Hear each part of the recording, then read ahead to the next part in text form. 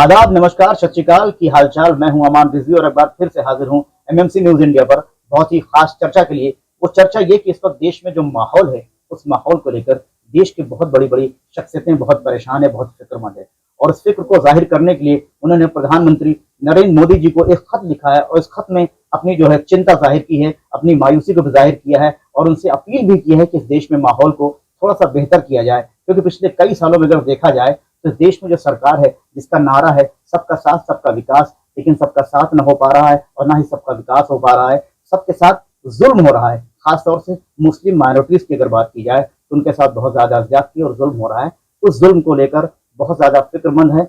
100 से ज्यादा लोगों ने खत लिखा है और इस खत का क्या असर होने वाला है प्रधानमंत्री नरेंद्र मोदी के ऊपर, ये जानेंगे आज हम डॉक्टर मुमताज आलम रिजवी से। मुमताज साहब, क्या कहना चाहेंगे इस खत के बारे में जो शाहिद सिद्दीकी साहब ने, नजीब जंग साहब ने जो लिखा है प्रधानमंत्री को, उसके बारे में क्या कहना चाहेंगे आप?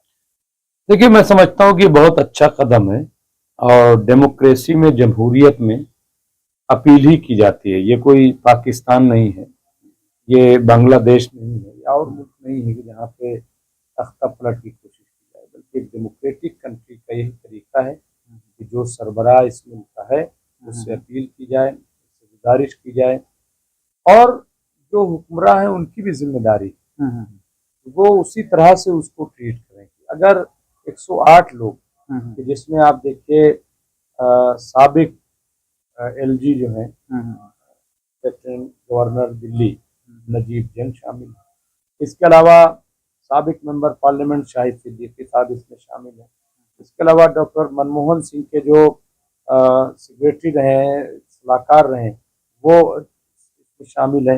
ये आप देखिए कि इसमें तमाम नाम जो है, आप देखिए कि पूर्व गृह सचिव जो है तो जी.के. पिल्लई साहब शामिल है। तो इस तरह से इसके अलावा शिव शंकर मेमन साहब है। तो ये बहुत बड़े लोग हैं और ये वो लोग हैं जिन्होंने देश को चलाया है। वो देश को समझते हैं कि देश क्या है और इसीलिए मुझे लग रहा है कि उन्हें वजीर आजम को इस पर गौर करना चाहिए और कई इम्पोर्टेंट सवाल उठाए हैं इसमें। तो वो मैं जरूर जिक्र करना चाहूँगा। खास तौर से आप देखिए कि जब से मोदी जी की सरकार आई है, ऐसा नहीं कि पहले ऐसा नहीं होता रहा है, पहले ऐसा नहीं होता। और मैं एक चीज बताने से पहले एक चीज और करूँ कि जो लोग इस वक्त मोदी सरकार में बड़े बड़े ओहदों पर हैं, उनकी भी जिम्मेदारी इमाम साहब बनती है। ऐसा नहीं कि रिटायरमेंट होने के बाद ही आप बोलेंगे, जब आप हुकूमत में होंगे तब नहीं बोलेंगे, ये ठीक नहीं है। तो जो लोग इस वक्त देश को चला रहे हैं, ये तो चला चुके जो लेटर लिख रहे हैं, लेकिन जो लोग देश को चला रहे हैं तो वो भी कम से कम अपने साथियों का समझे कि वो क्यों ये खत लिख रहे हैं, तो वो भी सलाह दे सकते हैं अपने पीएम को, वो भी अपने मिनिस्टरों को सलाह दे सकते हैं, हुक्मरानों को। तो मैं ये कह रहा हूँ कि आखिर इसकी जरूरत क्यों है? इसकी जरूरत इसलिए पड़ी क्योंकि आज दुनिया जो है वो एक ग्लोबल विलेज बन गई है। दुनिया जो है वो बहुत आगे की सोच रही है। चांद पर देखिए आप कमंदे डाली जा रही हैं, हम भी चांद पर पहुंच गए, हमारा भी चंद्रयान 3 जो है वो पहुंच गया वहां पे। तो अब जब हम चांद की तरफ देख रहे हैं, ये कौन लोग हैं? कौन लोग हैं जो जमीन को खोदे डाल रहे हैं? कौन लोग हैं जो हर मस्जिद में मंदिर ढूंढने की कोशिश कर रहे हैं? फिर डॉक्टर जो आरएसएस के चीफ हैं डॉक्टर मोहन भागवत, उन्होंने कहा भाई ये ठीक नहीं है, ये अच्छी बात नहीं कि हर मस्जिद में जो है वो शिवलिंग तलाश किया जाए। और मैं ये कह रहा हूं कि इस तरह से संभल नहीं। फिर अजमेर लोग पहुंच गए साहब, उसकी बात बताइए, ख्वाजा मोइनुद्दीन चिश्ती रहमतुल्लाह, जिनका कोई हुकूमत से ताल्लुक नहीं था, वो तो दुआ के आदमी थे, दुआ देने वाले थे। और ऐसी मिसालें मौजूद हैं कि जिनकी मन्नतें पूरी हो गई, जिनका काम बन गया। वो ये थोड़ी देखते हैं कि भाई ये हिंदू है, मुसलमान है, ये क्या है, हमने देखा है ये। लेकिन डॉक्टर रिजवी, मैं आपको रोकना चाहूंगा, क्या इस तरह से पहले भी कभी हिंदुस्तान में हुआ है कि इस तरह से खत किताबत की गई है, देश के प्रधानमंत्री से इस तरह की अपील की गई है? नहीं, हमेशा होती रही है, हमेशा होती रही है। और मुझे तो लग रहा है कि ये जो खत लिखा है, खत लिखने से और अच्छा होगा कि तमाम लोग जाकर के वजीर आजम से मिलें और वजीर आजम को भी चाहिए, वजीर आजम नरेंद्र मोदी को भी, कि वो खुले मन से अगर ये लोग लेटर देते हैं, मुलाकात करने की बात करते हैं, तो उन्हें बुलाएं। सिर्फ खत से नहीं बल्कि बैठ करके चर्चा हो इस पे। और देखिए भाई ऐसा है कि सियासत अगर ये कह लें तो सियासत की अपनी एक लिमिट है। जो हमारे वजीर आजम है वो तीसरी बार प्रधानमंत्री बन गए, एक तारीख उन्होंने रकम कर दी, ठीक है। तो अब मतलब क्या है, मतलब तो अब उनको चाहिए कि जो उनका नारा था, मैंने कई टीवी पे कहा, ये जो लेके आए हैं बटेंगे तो कटेंगे, भाई इसकी क्या जरूरत, इतना बेहतरीन नारा, सबका साथ, सबका विकास, सबका प्रयास, सबका विश्वास, ये जो 4 स्लोगन है, पूरा भारत इसमें आ रहा है हमारे साथ, पूरा भारत। तो अगर पूरा भारत इसमें आ रहा है और ये एक अच्छा स्लोगन है, काहे नया स्लोगन लाए? क्या इसलिए कि आप जो है 240 पे सिमट गए? क्या इसलिए कि आप 400 पार नहीं कर पाए? तो क्या इसलिए आप जो है देश को बांटने का काम करोगे, आपस में लड़ाने का काम करोगे? तो ये ठीक नहीं है। डॉक्टर रिजवी, इस खत में जो जिक्र किया गया, खास तौर से उन राज्य का जिक्र किया गया, उन प्रदेशों का जिक्र किया गया जहाँ पे भारतीय जनता पार्टी की सरकार है, वहाँ की जो माइनॉरिटीज है, वहाँ पे जिस तरह से माइनॉरिटीज के साथ में जो हो रहा है, उसको लेकर के बहुत ज्यादा फिक्रमंद है ये लोगों, जिन लोगों ने खत लिखा है। तो आपको क्या लगता है कि जो जहाँ जहाँ बीजेपी की सरकार है, सिर्फ वहाँ पे ही माइनॉरिटीज के साथ में गलत हो रहा है या उनके साथ कुछ ऐसा हो रहा है? देखिए 3 स्टेट खास तौर से जिक्र किया गया है इसमें। एक स्टेट है असम, दूसरा स्टेट है उत्तराखंड और तीसरा स्टेट है उत्तराखंड। ये 3 स्टेट जो है, और तीनों मकामात के जो मुख्यमंत्री हैं, मैं बाकी की जिक्र नहीं कर रहा, क्योंकि मध्य प्रदेश भी है, फिर राजस्थान भी है, अभी फिर गुजरात भी है, मैं उनका जिक्र नहीं कर रहा हूँ हमारे साथ। मैं इन 3 स्टेट और तीनों स्टेट के मुख्यमंत्री ऐसा लग रहा है कि पीएम की दौड़ में, उनको लग रहा है कि अब चूंकि वजीर आजम जो है 3 बार हो गए पीएम, अगली बार पीएम कौन बनेगा, तो कुछ ऐसा करो, मतलब तानी मची हुई कि कौन कितना जहरीला बयान दे सकता है, कौन कितनी जहरीली बात कर सकता है, कौन कितना भयंकर जो है मुसलमानों के खिलाफ एक्शन ले सकता है।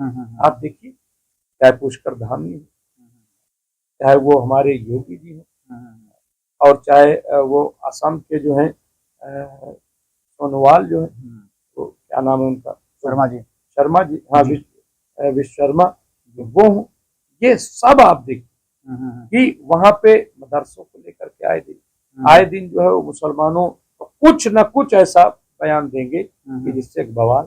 लेकिन मुझे ऐसा लगता है कि इस तरह के बयान से या इस तरह की जो घटनाएं हो रही हैं, उससे बीजेपी को लगातार बेनिफिट हो रहा है। नहीं, बेनिफिट नहीं हो रहा है अमान साहब। अगर बेनिफिट होता तो फिर 400 पार चले जाते। बेनिफिट कहाँ हुआ? तो कहाँ हुआ? इतना भव्य राम मंदिर बन गया, उसके बावजूद 80 में से 73 सीट तो 14 में आई थी, तब तो भव्य राम मंदिर नहीं बना था, तब तो इतना हिंदूवादी भी नहीं थी। 73 सीट आई थी 80 में, और आज जब भव्य राम मंदिर बन गया अयोध्या में, अयोध्या की सीट हार गए। क्या बात कर रहे हो आप? नहीं, अयोध्या की सीट हार जाना। लेकिन प्रधानमंत्री जी की पॉपुलैरिटी अगर वर्ल्ड वाइड अगर देखा जाए, अरे वर्ल्ड वाइड की तो पॉपुलैरिटी लगातार बढ़ रही है। कौन सी पॉपुलैरिटी बढ़ रही? क्या बढ़ रही है? जहाँ भी वो जाते हैं, जिस तरह का क्राउड है, जिस तरह से लोग उनको ऐसा है। आप यहाँ से इलाहाबाद जाते हो, जी, चले गए, चले आए, कई बार आपका मन हुआ कि साहब इसको सोशल मीडिया पर डाल दिया जाए, तो आप जब बैठे तब डाल दिया, जैसे मैं भी कर देता हूँ। ट्रेन की चलती हुई ट्रेन डाल दिया, उतरे तो डाल दिया, तो क्या है 50 लोगों को पता चला, पता चल गया ना कि आप कब चले और कब बैठे और क्या हुआ। एक मिनट मैं बता रहा हूँ, आपको समझा रहा हूँ, और मैं आपके दर्शकों को, नाजरीन को भी समझा रहा हूँ कि बात समझिए। तो आप अगर आप खामोशी से चले गए तो किसी को पता भी न चलेगा कि आप यहाँ से चले और वहां पहुंच गए। लेकिन जैसे ही आपने सोशल मीडिया डालना शुरू किया, अच्छा अब और आ जाइए, आपने 2-3 मीडिया वालों को सेट कर लिया, फिर आप जब मैं चलूं तब ले लेना बाइट, और जब मैं उतरूं तब बाइट ले लेना, मीडिया वाले। तो और थोड़ा बढ़ गया। फिर आपने कहा यार ऐसा करो कि हमें फोन कर दिया अपने दोस्तों को, यार फूल माला लेते हैं नजर स्टेशन पे, नारे। मैंने देखा ये, मैंने देखा है, जब इलाहाबाद यूनिवर्सिटी में मैं छात्र राजनीति करता था, तो मेरे बहुत सारे साथी दिल्ली आते थे, और दिल्ली में न उनको लेटर मिलता था न कोई झुट्ठल। अब वहां पे अपने दोस्तों कह देते स्टेशन फूल माला लेके आना, और वहां लग जाता था कि दिल्ली में जो है वो मुलाकात की और उनको जो है ये बना दिया गया। अब वहां को जो है वो तो क्या है कि इस तरह के कल जिसको हम कहते हैं, तो देखिए काम बोलता है, अच्छे काम अगर हैं तो सवाल ये है पॉपुलरिटी है तो यहाँ कितनी इंडस्ट्री आ गई बाहर की, आप बताइए जरा, कितना रोजगार हमारा हुआ। ये तमाम चीजें ऐसी, इसलिए मुझे लग रहा है कि नहीं हम हुए हैं। देखिए एस जयशंकर वो समझदार आदमी जो विदेश मंत्री हैं, तो वो समझ गए कि हवा हवाई नहीं चलेगी, इसलिए अब उन्होंने अपना जो है, और पीएम भी समझ गए, पीएम को भी लगा कि यार नहीं ये विदेशी मामलों में तो हमें बड़ा वो होना पड़ेगा, वरना आप देखिए कि ये सरकार की तो गलती है। अभी कितना बड़ा अडानी को झटका लगा, वारंट तक जारी हो गया। क्या इससे देश की बदनामी नहीं हो रही कि जिस शख्स को पीएम ले लेके घूम रहे हैं, इंट्रोड्यूस करा रहे हैं, वो पकड़ा गया। उसी मुद्दे को लेकर के तो राहुल गांधी जी सदन चलने नहीं दे रहे हैं। नहीं वही चीज तो खैर ये देखिए एक अलग इशू हो जाएगा। मैं सिर्फ यहाँ पे कंसंट्रेट ये करना चाहता हूँ मान साहब कि ऐसा नहीं, देखिए जो गवर्नमेंट है, गवर्नमेंट में इतने मंत्री हैं, इतने सेक्रेटरीज हैं, तो काम तो होगा। इतना बड़ा देश बगैर काम के तो नहीं चलेगा। लेकिन हाईलाइट क्या चीज हो रही है, काम तो एक है ना, लेकिन सवाल ये एक चीज और आगे बताए, ये घर है, यहाँ खाना रख दीजिए, पानी रख दीजिए, सब कुछ रख दीजिए, सब आप किताब ये वो मैंने कई जगह निकाल, लेकिन आप जो है ये बाहर कर दो, बाहर निकलोगे मारे जाओगे, ये डर पैदा करेगा, अरेस्ट कर ली जाओगे, जेल भेज दी जाओगे। आप ये बताओ यहाँ जितनी चीजें कोई यूज करेगा उसका दिमाग कहाँ होगा, उसका दिमाग गेट, डर, खौफ। भाई कोई कामयाब हुकूमत खौफ नहीं पैदा करती है मान साहब, मैं ये कहना चाहता हूँ। खौफ से देश नहीं चलता है, देश विकास नहीं करता है। खौफ पैदा करने के लिए मतलब मेरे ख्याल से तो ये जो हर महीने इलेक्शन चलता रहता है, इस वजह से लोग खौफ पैदा करते रहते हैं कि भाई अगला इलेक्शन भी आने वाला है, उसमें भी हमें बेहतर नतीजे चाहिए, अपने अपने हक में नतीजे चाहिए। लगातार खौफ पैदा करते रहिए, जनता में एक माहौल क्रिएट करके रखिए कि हम हैं तो दम है, बाकी सब पानी कम है। नहीं ये बिल्कुल सही गाँव भी है।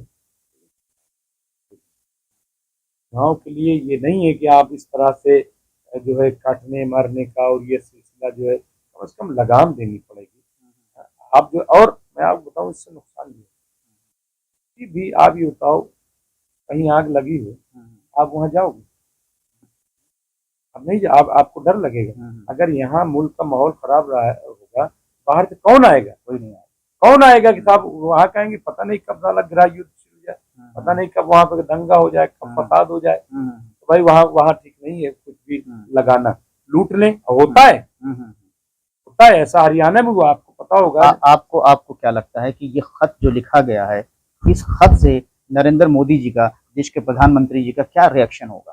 मुझे लग रहा है कि वजीर आजम इसको संजीदगी से लेंगे और बहुत बड़ा अगर वो दिल दिखा दें, मैं आखिरी बात कहूँगा, उनको बड़ा दिल दिखाना चाहिए कि जिन लोगों ने लेटर लिखा है उनको जवाब दें और उनको बुलाएं, क्योंकि ये भी सब थिंकर हैं, ये थिंकर हैं और इनके साथ भी बैठे। देखिए सब भारतीय अगर वो इनसे मशवरा करेंगे तो ऐसा नहीं कि मशवरा नहीं देंगे, ये बात नहीं करेंगे, तो नियत ठीक कर लें और नियत ठीक करने के साथ साथ वो इस पे काम करें। और इन तमाम लोगों को, जिन लोगों ने लेटर लिखा है, वजीर आजम खुद बड़ा दिल दिखाए और कहें कि अच्छा भाई आपने लेटर लिखा है, मुझे बातें ठीक लगी कुछ, आइए बैठ के बात करते हैं, एक कप चाय पीते हैं।